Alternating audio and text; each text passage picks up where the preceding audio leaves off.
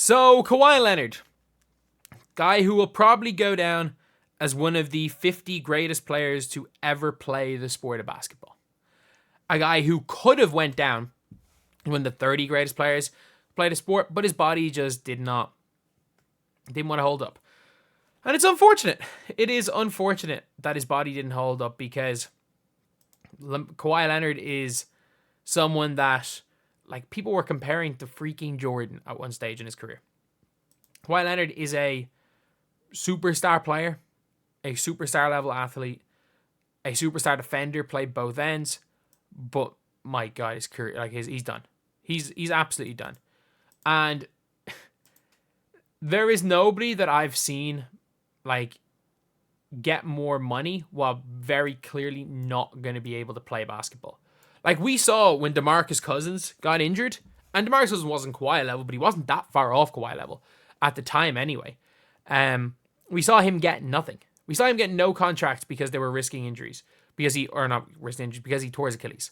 And then his career was done quickly. When it comes to Kawhi Leonard, he just signed another max contract. And what happens as soon as he signs the max contract extension? Oh, he's injured again. And what happened the last time he signed a max contract for 3 years? He signed the contract. He had surgery, signed the contract. Then after the freaking contract was signed, his trainer, who is now currently suing the team, said, oh, you know, he has to take 2 years out for this ACL tear. 2 years for an ACL tear after taking. So he basically was like, you know what? You gave me the contract assuming that you gave him a contract assuming he's going to be an entire year out. But then, nah, after the contract, nah, he's actually going to be 2 years out. No one's ever taken 2 years for an ACL tear. And if you're out for 2 years with an ACL tear, is there a point in even coming back at that stage? Would you not just try to get the Chris Bosh, like, disabled players exception or something where you can cut him and pay him the contract over a certain amount of years? But, like, and the funniest part is that obviously the Clippers were happy giving him the contract because of their doctors, because of any other doctors. And people were like, oh, the recovery time.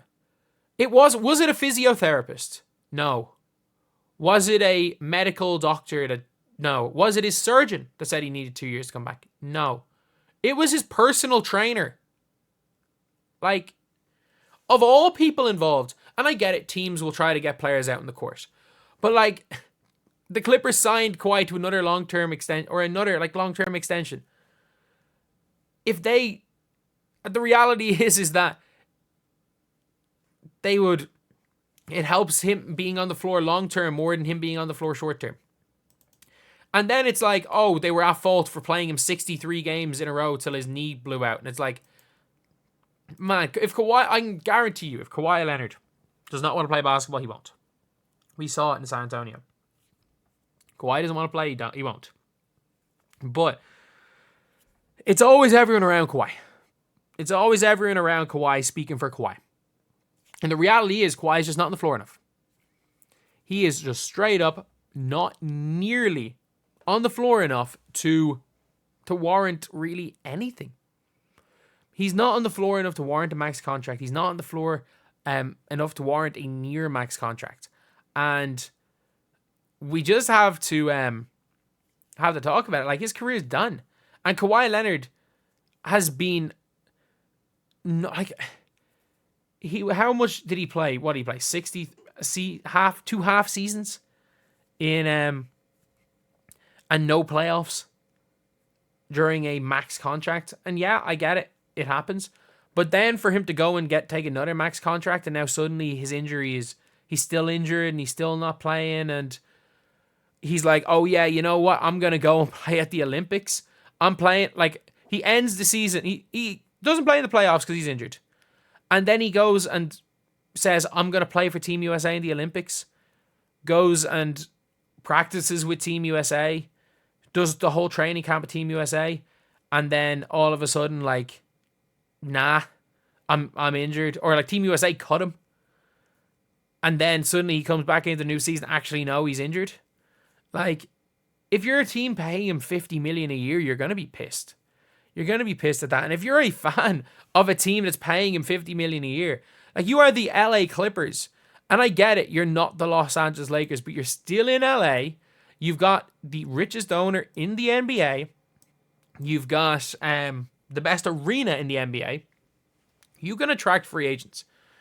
The Clippers are going to be able to attract free agents. No question about it.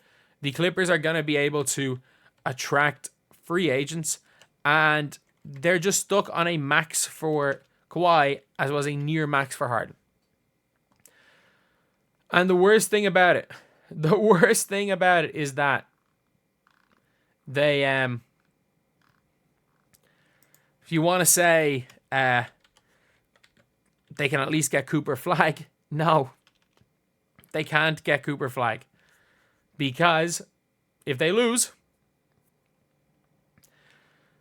the Thunder have their pick in the trade to basically get Kawhi. It was the Paul George trade, but Kawhi said that he wasn't going to go unless they got Paul George.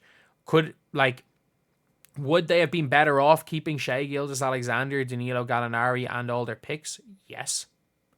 Even in 2020, after Shai's breakout year for OKC, people were like, doesn't look like a great trade. They were like, you know what, it's worth it because you get Kawhi and Paul George. You got Kawhi and PG. That's the only reason it's like not a horrendous trade, because you got both of them. But imagine if Kawhi had just said, you know what, I believe in this kid. And the Clippers, imagine the Clippers now with Shai and Kawhi.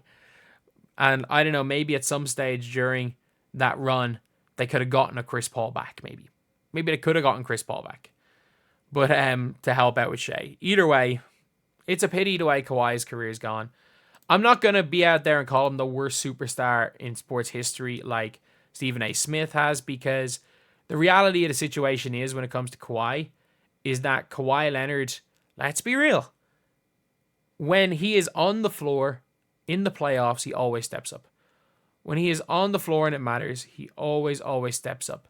So I'm not going to be too bad, and it's his body just giving out on him. But at the same time, the career is done. Yeah, he might play some more games. Yeah, he might play a couple of more seasons, but I don't think we see Kawhi as Kawhi again. He's not young anymore. He's been in the league, nearly 15 years now. Probably, he's in his mid-30s, and it's been 5 years of him constantly getting injured. More than 5 years. He has had 2 consecutive healthy seasons. He was healthy in 2018-19, healthy-ish for the Raptors, and healthy-ish in the bubble year. He has had 2 healthy-ish seasons since, and I'm not joking when I say this, he's had 2 healthy-ish seasons since Isaiah Thomas was an MVP candidate. Since Derrick Rose was a Knick. Since DeMarcus Cousins was a Sacramento King. Yeah. Since Mick Curley, that you're listening to right now, was just starting off the DBG channel. But yeah, Kawhi, it's a pity, but it's done. His career is done.